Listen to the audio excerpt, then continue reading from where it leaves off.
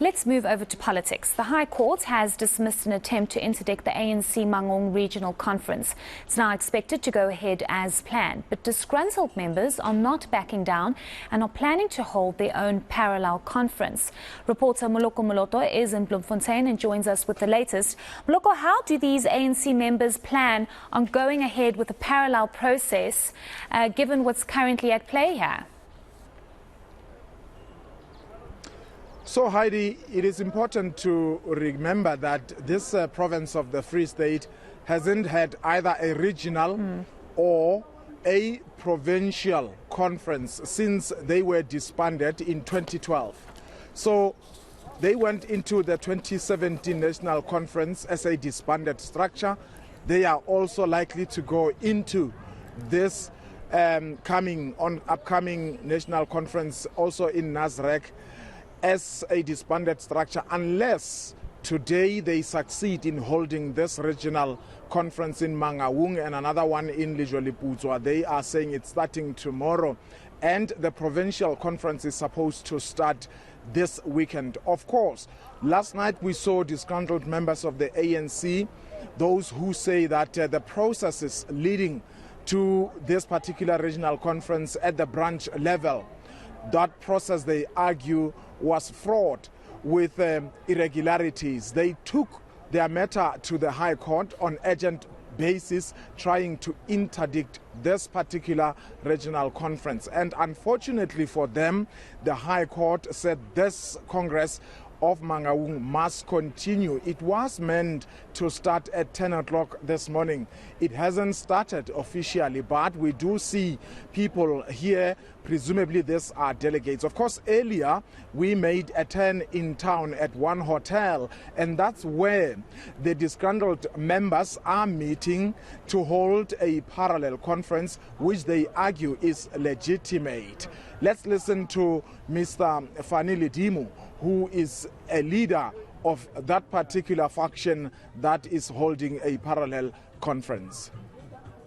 We have seen all over the social media, even your print media, about some fraud that were committed here in Mangaung, where some people were generating barcodes, scanning IDs without BBGMs going ahead. Secondly, you have legitimate structures where delegates were elected, nominations were done. However, because they are not in favor of this IRC led by Lawrence Matai and Sabelo Pito, the IRC decided to create parallels. Those are some of the issues that we are complaining about, to say structures that were elected at the branch level are not recognized by the RC. Why? We don't know. That is why you see us here with these real delegates that were elected at the branches. And I'm saying this because we have raised these matters and nobody has listened to our cry. And you, as I said, you had the branches that went Tuli. We are still waiting for that report. Rather interesting views and plans there, Moloko. Perhaps just tell us what this is ultimately going to mean, given the fact that we are going to be moving into the elective conference in a couple of weeks. What does the Free State plan on doing? Well, the High Court has said last night that the planned regional conference must go ahead, and this is what is happening. Even though it is yet to start, we understand that the regional leaders, as well as leaders from the province, and also the convener of the ANC National Executive Committee deployees, have been in a meeting to try to find a way forward. And they are yet to come out to brief us. But earlier on, we managed to speak to some of the leaders who are in the interim regional structure. Zolile Mangonjwa is one of them, and they were basically saying that, look, the processes leading to this particular regional conference, the nomination process, everything was done according to book. And it's unfortunate that there are some party members who have now resorted to the court. But they are confident that this regional conference, which would be the first, as I said, since 2012, there hasn't been any regional conference in here since then. And they are confident that it will go on. Let's listen to him as we were speaking to him earlier on. You have your provincial dispute mechanism or committee and national. So all the two structures have thoroughly exhausted all disputes that were raised. And yesterday was actually the due date for the ANC to deal with disputes.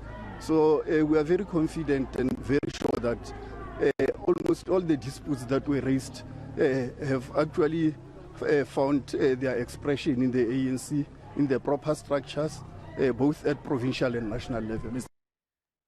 Moloko, I'm curious to know what observers are observing about this particular situation, because the ANC has always come out with its strong message that they are unified and they are ready for their elective conference, and they constantly dispute this faction that's going on.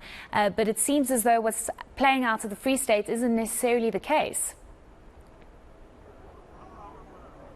Well, Heidi, sometime last week we managed to speak to the provincial convener of the ANC here in the Free State, Mr. Mxolisi Dukwana, and he admitted that, look, we have tried since we got appointed as an interim structure to try and bring together the warring faction, but we are not satisfied. Those were his words. They are not satisfied with the work they had done in terms of bringing together this warring slates and factions. Now, obviously, the National Conference is happening in the coming week or so. And this already tells you that with the rank and file, the leaders at the branch level already in disagreement, they will be going into that particular National Conference not as a united force. And of course, according to Dukwana, the province supports President Cyril Ramaphosa to remain as the leader of the governing party. That, of course, is up to the delegates who will be casting their votes in a secret ballot. We had an opportunity here earlier to speak to an analyst, the analyst from the University of the Free State, Professor Situlelo Matebesi. You know, considering the fact that the factions that you see happening in the ANC structures in the Free State are also happening, Heidi, within the metro itself, the Mangaung metro. There, for instance, you have seen earlier this year when council had to pass a budget. That municipality is governed by the African National Congress, although through a slender majority. And you saw members of the ANC caucus in the council divided, others voting against their very own budget. And in the end, they did not manage to pass a budget on time.